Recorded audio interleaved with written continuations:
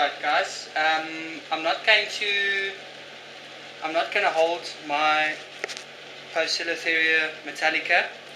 I'm not breathing directly over it because she's picking up the vibration and also the noise levels and sound, and me directly breathing on top of her.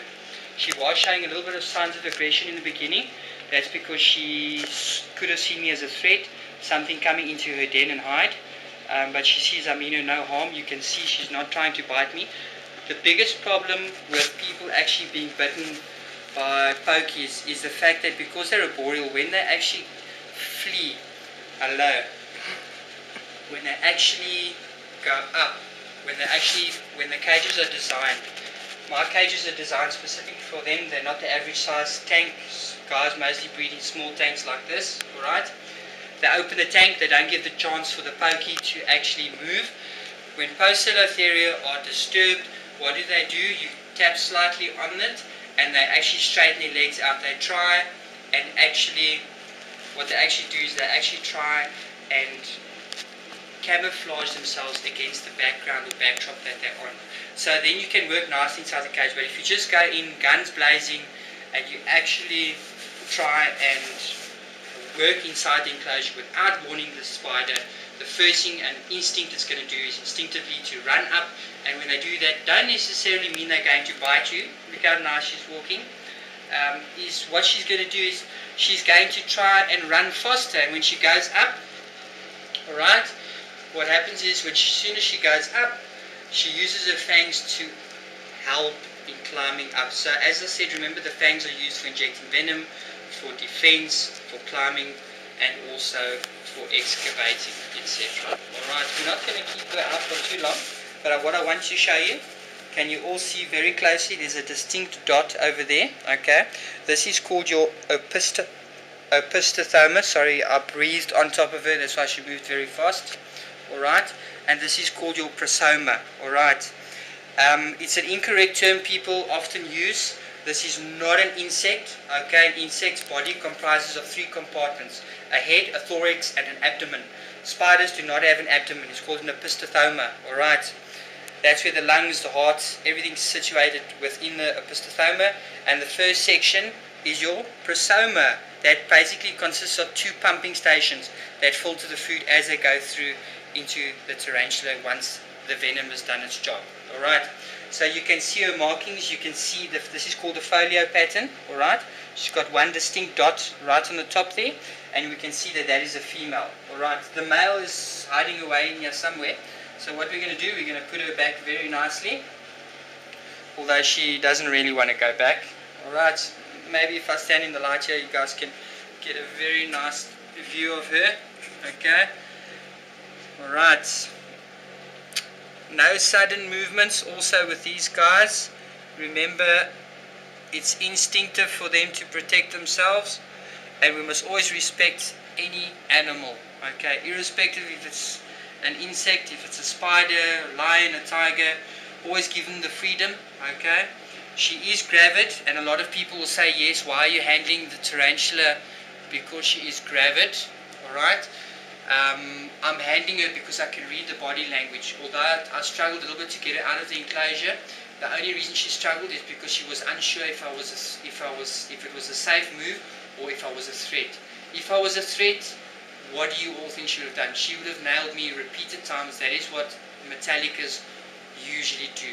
Okay, it's like a sun tiger. Sun tigers you do not handle. Okay, they will bite you 10 or 15 times as they run up your arm. You can see her moving very nicely, gently. She's got no intentions of biting me, but I'm also not going to stress her out by keeping her too long. So what we're going to do here, we're going to take the brush, and as you can see, she just wants to keep coming up. Okay, so we're going to try and get her to go inside of her enclosure. Alright, so what we'll do, we'll just manipulate a little bit so that she can walk onto the glass. There we go, girl. Alright, guys, as I said, this is not a species for a beginner, pretty much for anybody to handle, as Poecilotheria and also regardless are very well known, and their venom is significantly known to the medical field, because if you do get bitten by this particular species, you can suffer maybe 4 days, 2 days, 7 days in hospital with kidney problems, respiratory problems, affecting the nervous system, a number of complications, renal problems. So it's so many problems that one can undergo if you do get bitten by a tarantula. They do treat it symptomatically. Some people react differently. Each person is different. Alright, it's like a bee. You get stung 5 times, people think, oh, I'm not allergic to a bee. Get stung the 10th time, you have an allergic reaction. Okay, so always be very careful. If you have an allergic reaction to bees, be very cautious, specifically when you're working with tarantulas. Alright, inside here we have pretty much, this is my Metallica collection. I do have a few other species as well. I'm going to show you one if you come this side quickly. Alright, just to show you, this is Poecilotheria miranda. This is known as your Bengal spotted ornamental. Right, I'm just going to move it up so that you can get a good video footage over here. Right, you can come in. Alright, when I'm not mating with the males or with the females, you can see this is pretty much the setup. The corks, the peat moss is nice and dry, because remember, when it is saturated, a lot of guys keep live plants inside. The reason I do not keep live plants is because the peat has to be saturated. When it's saturated, you're going to get mites continuously and you're going to have problems, and that's when your tarantula is going to get sick. Okay, because remember, mites at the end of the day, or arachnids, they pretty much thrive on wet peat, so as soon as it dries out, they also die out. So you can see the Bengal spotted or the Miranda. What I've done is, thanks to Rob C, some of your YouTube vids really helped a lot of us. What I've done is, it's actually covered with the cork bark at the back and up against the heat mat, so when she gets nice and warm. And also, you guys can notice, what is she doing? She's sitting right at the back on the cork bark. Okay, so that shows you guys that hot spots are good for any reptile arachnid, alright, because they are ectothermic. They need a heat source to thrive, to make them active, to increase their metabolic rate. So if this room was warmed up, she wouldn't be standing there. She would probably be on the glass or anywhere else, because the ambient temperature is the same everywhere. She's there because it's nice and warmer. Alright, this is Poecilotheria subfusca lowland. Alright, if you have a look inside here, I'm just going to show you, this is my communal. I'm just going to get a little torch quickly while you're there, then just give you guys a little bit of insight. Alright, let me just move around. Alright, I'm not going to disturb them too much, but as you can see, this is one that's inside already. Alright, number 2 is inside. I'm just going to open the webbing nicely inside here. Alright, and wow guys, this is a bit of a surprise. I knew they're all going into pre-molt. We're actually getting this on footage. Alright, there we go. One of them has actually molted, second one today. This one molted earlier today. This one you can see, if you shine the camera, can you all see inside there? Right guys, you can see nicely inside there. And then we have our third one, which is right at the back over there. You can see. So this is my communal, and obviously to prove some of the guys wrong, communal specific Poecilotheria can only be made communals from slings. These guys, as you can see, are about 4 centimeters in size to 5 centimeters, and I introduced them about a week ago, or less than a week ago, and straight away they cohabited, 2 of them together, and they moved them slowly. I think the main thing and the biggest thing is giving them enough space to move around. I've pretty much got the same thing going here. I've got the heat mat at the back, also the cork bark, and what I've done is I've actually taken pill containers, I've made them look natural, put nice from hot glue gun, rolled them in peat moss, glue them to the back of where the hot spot is, or where the cork bark is up against there. That's why they're going inside. It's nice and warm. They're webbing up inside. I mist it every day, and my temperature is running at 27 degrees and humidity is at 86%, which is perfect for Poecilotheria. There are species that are more inclined to a much higher temperature, because remember, in India, in Asia, when it's the monsoon, the rains there are intense. So what happens all the spiders go up into the tree because your water level rises, and also your insects go up. So that's why humidity is very, very important with these guys. Alright, just quickly a little bit something else about spiders. Remember, they've been around for millions of years. They can pretty much adapt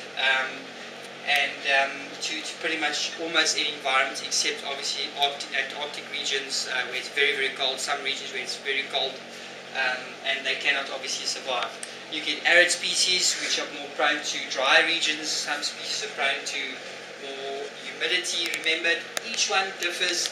That's why all my cages are designed that I can simulate natural conditions that would be favorable for them in the wild.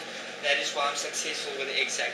Inside here, I'm actually going to take this off. This was just some adhesive that I'd actually put on. This is made from Perspex. What we can see here, I'm just going to lift this. This is just actually a bit of two-sided rubber. Okay, they usually use it on the doors when they actually don't bang and make a noise. I've just used it on the top to actually help seal it off nicely. I do have air holes to allow ventilation and control humidity. Just to show you guys quickly, here's my cups. As you can see, I've got different ones. They screw on and off. So if I want to adjust humidity, I can actually screw that off. Temperature gauge is on 28 at the back, 27 on this one. And my humidity says triple H, means it's very high. It's over 90%. Okay. And on this one says, well, this is when it reaches 90%, it will go on triple H. And this one says 89%. Alright, if you look from the top, you can actually see those are my Metallicus eggs with legs. Just opened the sac about 3 days ago. They all seem to be doing very nicely. And I removed the egg sac from day one. Alright, the reason I removed it from day one is because a lot of guys don't like, they believe in leaving it naturally for mom. In my industry, working with so many animals, and I'm talking about placentals, I'm talking about mammals, big cats, I'm talking about tigers, lions, leopards, cheetahs, mongoose, meerkats, primates. They all have one thing in common. If the mother is stressed, she takes it out on the youngsters. Okay, so that is why we build ICUs, intensive care units.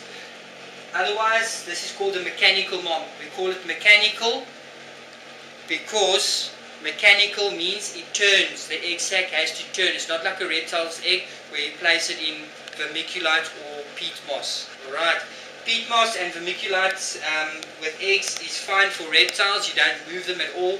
As long as humidity and temperature stays the same, then the reptiles will obviously develop within the sac, like within the egg. With tarantulas, it's a little bit different. The sac has to rotate. When the mom actually lays the egg sac, she actually lies the eggs within a fluid. The fluid surrounds the eggs, okay, and absorbs into the actual embryo. Okay, so that's how the egg has to absorb the fluid. And if the mom doesn't rotate or massage the sac, that's when it becomes hard and saturated, and it pretty much lies all at the one side at the bottom. And that's why many guys, when they remove sacs, it either could be because it's temperature, they might have a hot spot there, they might have not put enough water in, which causes humidity. Remember, she'll only go and lie there if the humidity is fine, especially in the peat, and that causes the humidity and assists in the development stages of the egg sac.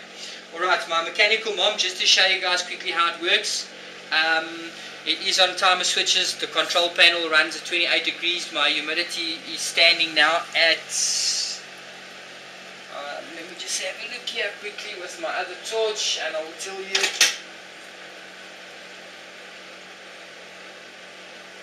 Okay, it's also on 88%. Alright, so that shows you for Poecilotheria, perfect humidity. Humidity is controlled. I've got a Triptronic heater. Triptronic is very good. I believe in German equipment. No offense to any other countries. Germans manufacture things to perfection. If the water level drops, there's a crack in the glass. What's going to happen is, if the water level drops, a normal heater will continue running and it can actually burn out and burn your whole house down. This actually will shut off completely. Alright. The bubbles amplify the humidity by using a pump which pumps air into the tank through the air stones and amplifies and pushes the humidity up. You can see straight away we have open, it's already starting to move. Okay, so I'm just going to put that on so that it works through the computer. This is just an override switch which I've pretty much had on. You can see the cylinder turns. It's got Velcro and also holes. The holes allow the humidity and temperature inside. The Velcro prevents the egg from actually sliding. Okay, many people that build mechanical moms, the egg actually slides and doesn't actually grip onto anything and fold over. Alright, this is an idea I got from one of Rob C's, so he takes credit for that, and also the people which he got from that. Remember, the mechanical mom comes from a lot of people's ideas. I did not just one day decide, okay, this is how mechanical mom gets designed. This design comes from a lot of different people. This is my way of increasing humidity inside the tank. I think I've improved on quite a few things, especially the lighting. When I switch the light off, can you guys see I've got a night glow lamp on and I don't have a white light. You can actually see, so it doesn't actually come on and off like daylight every night, because remember, spiders are sensitive to light and they are nocturnal species, so they don't really like that much bright light. These lights that I have on the top are just there for display if I'm working, cleaning, doing some husbandry. Husbandry is a term which we refer to when we're actually cleaning inside the enclosures. Alright, so you can see the day-night globe comes on, pushes the temperature up. It's now on 26. As soon as it reaches 27, it's going to kick off. Alright, so as I said, once again, the timer will roll. The egg sac will flip about 24 times. It will roll quite a few times, at least 6 to 8 times on a 24-hour cycle. So that's perfect for the egg sac to turn and also for the fluids to absorb into the eggs. Okay, so I removed all my egg sacs from day 1. Never had any problems. Many guys leave them till day 10. The problem with that is from day 10, how do you know the mother's looked after properly? How do you know the fluids have been transferred nicely? So that's why I remove them from day 1 and put them into the mechanical mold. Alright, so I've got a few other incubators as well, some spiders everywhere, but we're not going to get to all those. So yes, just getting back to the tarantulas. As I said, a lot of people have different opinions on tarantulas. How can you keep tarantulas? It's purely a matter of interest. A lot of people like cats, a lot of people like dogs. Most people love tarantulas because for me, I actually had a huge fear for tarantulas when I worked in the Eastern Cape. I worked up there in the zoos, I worked for nature conservation, and we were not permitted to keep any tarantulas, alright? It was illegal for us to keep tarantulas. So coming down to Gauteng province, in Gauteng it is permitted to keep tarantulas. It piqued my interest in 2007 when I moved down here, got my first tarantulas, and to get over my fear I started handling. But remember, handling them is something which you don't really do. Okay, I don't recommend handling them. I'm only doing this for the YouTube video to show you the behavior of some of the tarantulas, because remember, a tarantula can pick up when you're sweaty, it can pick up your temperature when you start getting hot. The minute you start getting nervous, perspiring, it picks up the blood flow running through your veins, your heart rate increases. These tarantulas are extremely sensitive. They can pick all these signs up. Alright. Okay, so I don't want to bore you guys too much. So yes, incubation period, just to let you know, once it goes in here, I usually pull the sac on day 28. A lot of people pull it on day 21. The reason for that, on day 21 they should be developed with eggs with legs, alright?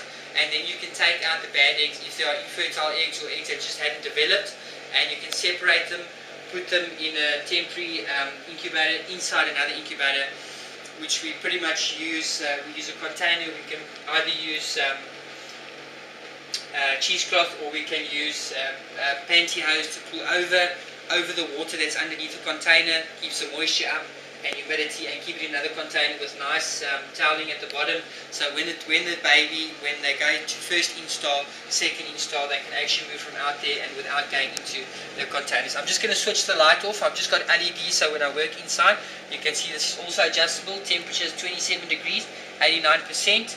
and with the light actually off you can actually see the night glow lamp come on. It's a 75 watt, so it comes on quick. If you have a lower wattage like a 50 watt, means the light's going to stay on a lot longer, and I believe that could be a stress factor when it comes to tarantulas. But tarantulas in general do not like light. Alright.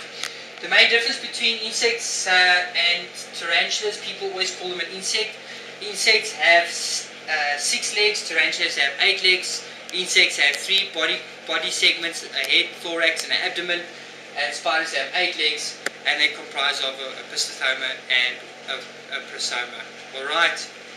They have spinnerets at the back, which they use to pretty much spin the webs. You'll see the male will spin his web on the top. If you come closer, you'll see on the top there. Now it's very interesting. What he does is the male will actually go to the top. He will take his abdomen, pistosoma, not abdomen, and he'll actually insert, he'll spin the web, he'll insert the sperm there, alright, and then he'll move underneath. It's actually quite strange. He moves from underneath as he rubs onto the silk, onto the webbing, comes over, he takes his pedipalps. Remember, his pedipalps pretty much absorb all the sperm, alright? So he rubs it in there nicely and he fills them up. Okay, remember what I said, they're called the lollipops. They fill them up nicely with the sperm. So what he does is he locks himself in with a female. These guys do not have what we call tibial hooks. Tibial hooks are found basically on your terrestrial species. They hooks on the front legs. When the male matures, you'll see that, and he uses that to stabilize the female and keep her fangs at bay, because as you know, females will usually eat the male straightly after successful mating. Sometimes they don't even mate. The female will instinctively just kill the male just for the sake of being in its natural behavior. Alright, so the male will then fill up the pedipalps with the sperm and go to the female. And what's very interesting, we always call it, if they don't do the same dance, that's why spiders cannot interbreed. You can interbreed the same species as from the same genus, like Oleopociliteria. You can interbreed them, okay, although their species differs from Metallica to Sapusca to Fasciata to any other species, alright, but hybrids are totally against conservation. It's unethical. Many years ago people used to practice it in zoos and circuses because it was something not seen every day, where they would breed a leopard and a tiger, or a leopard and a jaguar, a tiger and a lion. That's where we get ligers from. So it is something that we do not do. Alright? So please guys, just try and avoid creating any hybrid species. Right, getting back to the mating, so pretty much it will depend. She might carry it for a couple of weeks, might carry it for a couple of months. Everything depends on environmental conditions, the temperature, how much you're feeding. Be careful you don't feed her too much if she is gravid. Alright, gravid means that she's actually, the sperm has been inserted and the sperm is inside and now developing the eggs, okay? So she's busy preparing. You'll see the pistosoma will start to swell. She'll start webbing on the inside there, because as the peat moss on the inside of the tunnel, there is peat moss that's saturated. As soon as it starts drying up nicely, she'll start spinning, and that's when she'll lay the eggs inside. Okay, and that is when I will remove them. These species, certain species cohabit nicely. Ornatas can coexist and cohabit very nicely. Sometimes the females do show a little bit of aggression towards the males. Sometimes they'll eat 3-4 males before they actually settle down to the perfect man. Okay, but in most cases the females are a bit of the difficult ones. Alright, so getting back to Metallicas, they can cohabit till the day that the male dies. Sapusca also very chill species to handle. I haven't had any problems with them. Some of the Metallicas, when you do handle, they are a little bit more gravid, so they will show signs of a little bit more aggression towards anybody that tries to handle. I do have a regalis inside here, okay. Unfortunately not going to take the regalis out, but what I can do is I can actually show you the male. The female's a lot bigger than her. My male, if you come closer, you'll actually have a look. I'm just going to see if he can actually move up. You can see him. He's a beautiful male. Alright. And my female is right at the bottom. I'm just going to see quickly if I can try and coax her out a little bit. And you can see, very clearly see the difference between a male and also a female regalis. Okay, you can see gently prodding just with the brush. Okay, just to coax it out. I just wanted to come out just to show you guys the difference. Okay, sometimes they bolt out here very quickly. Okay, remember I showed you guys, can you see the folio pattern that is on the opisthothoma? You can see the yellow, clear yellow underneath the legs. The reason for that is a marking. Markings usually indicate a warning. Okay, when she lifts her legs up and she's in thread pose, you guys can see the yellow there underneath. That shows you that she is not very happy. If you look how dull the male looks in comparison, look, he's got a distinct line down the folio pattern, whereas the female doesn't. Okay, as she comes around, just have a look here. Can you all see nicely? He's very hairy. The opisthotoma's got a nice line directly through the folio pattern. Okay, and the female, I'm going to let her come this side. She's just moving through a bit of some artificial plants. Look at the coloration difference. She's very bright. Can you see in comparison? Look at them. Alright, she's got very yellow, she's got very dark bands on the legs. The male's very dull in coloration, a lot smaller, and you can actually see on his horse, can you see it looks like a horseshoe, or they call them the lollipops. Look at the female, her folio patterns. Look on the side, can you see she's got the stripes which are very distinctive and in comparison to the male. So there we go. Here is female Poecilothera regalis, also known as the Indian ornamental, and this is the male Indian ornamental. You can see my hides are developed and designed that I've got plastic on the inside. They're hollowed out at the bottom, and they are covered with cork bark all along the edges, alright, and obviously glued in with some peat, and that makes it very natural for the spiders so that they can move around feeling very comfortable. Remember, spiders only breed when conditions are very favorable. I've been in tarantulas for about 3 years, and all my babies I bought from small. As you know, the larger they are, the more expensive they do become. My females, this is my first year that they've all reached adults and matured, and in the process I have probably about, in total, by, let's say in the next 2 months, I will probably have about 8 Metallica sacs dropped from all my females in my first year. That's not bad, and not a bad accomplishment for somebody that's been doing tarantulas for 3 years. I know guys that have had tarantulas for many years and have been unsuccessful with Metallicas. I just believe in one thing, and that's when I studied as a nature conservator, studying nature conservation, and we study animal behavior. If conditions are favorable for any species, they will thrive and they will breed and reproduce.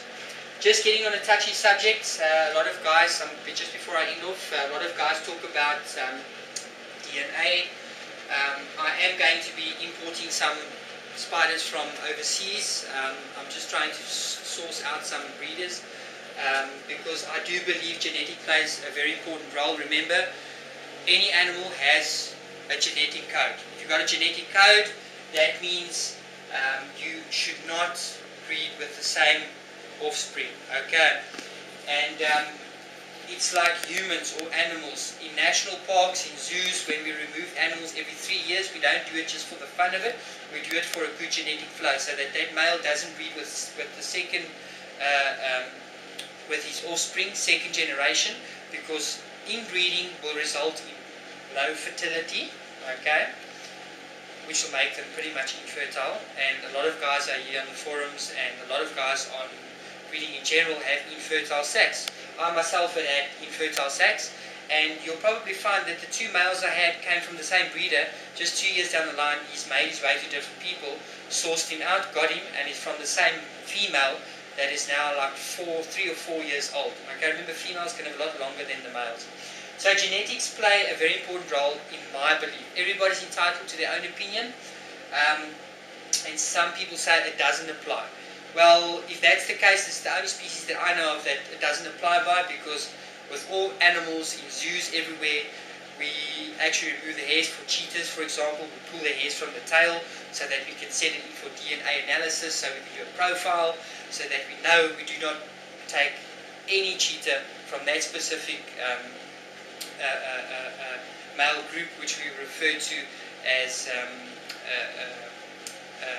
a bachelor group or a coalition of males. Alright, so we make sure that because of DNA that they're not related, to prevent them from being infertile, weaken their immune system, cause abnormalities. When I say abnormalities, sometimes you will see, for example, with antelope species, their horn growth, they'll grow up and skew one side, they will have problems with their teeth and their lower jaw, in their spinal columns. There's a lot of things, bad traits revolving around inbreeding with animals. Okay, so I believe it's the same thing with spiders, hence I want to bring in some spiders from different countries, getting a good genetic flow. That is the only reason why I want to do that, is so that I don't sit with infertile sacs at the end of the day. I have noticed one or two of my Metallicas, if you look at the one I handled, on the tip of her one leg, that can either be as a result of inbreeding from Metallicas, but I'm not too sure in South Africa how many people have actually bred Metallicas out, so I can't really comment on that. But my second theory is, and I'm thinking maybe it could be that when she actually molted out, because they spin a web, when she actually molted out and she flipped on her back, what happened was she put, probably as she was molting out, a piece of the webbing got stuck around the foot, and that actually what caused that piece to actually stay wrapped around while she molted out. And then obviously when it dried, when she started to harden out, it actually stayed in that position. But she seems to be fine. Over the next molt she should be 100%. Well guys, I'm not going to keep you up for much longer. I hope you enjoyed my YouTube video, and I will be doing a few more on some of the other species, especially the communals, and keeping it obviously updated. I've got other tarantulas there, my Balfours, and obviously my Grammostolas. So today I just focused a little bit on Bacillotheria and also the Metallicas, etc. and Regalas. So I hope you guys enjoyed the YouTube video, and yes, let me know what you think, and I'll do some more. This is Ray, over and out.